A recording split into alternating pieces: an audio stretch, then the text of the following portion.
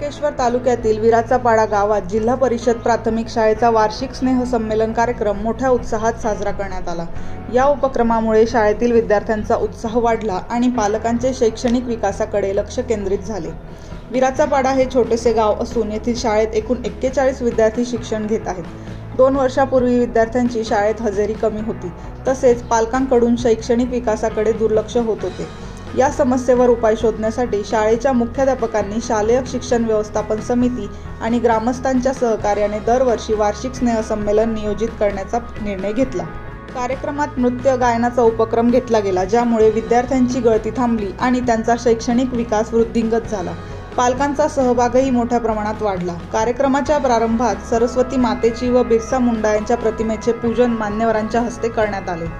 शाळेतील विद्यार्थ्यांनी एकूण 50 नृत्य गायन सादर केले, ज्यांना ग्रामस्थांकडून प्रोत्साहन देण्यासाठी बक्षिसे देण्यात आली। कार्यक्रमाचे आयोजन शालेय शिक्षण व्यवस्थापन समिती आणि यारी दोस्ती ग्रुपने केले होते। मंचावर प्रमुख अतिथी म्हणून शाळेचे मुख्याध्यापक कालिदास किरकिरे, यारी दोस्ती ग्रुपचे अध्यक्ष विजय वड, ग्रामपंचायत सदस्य आणि इतर मान्यवर उपस्थित होते। या उपक्रमामुळे विद्यार्थ्यांच्या कलागुणांना वाव मिळाला आणि शाळेतील वातावरण अधिक सकारात्मक झाले।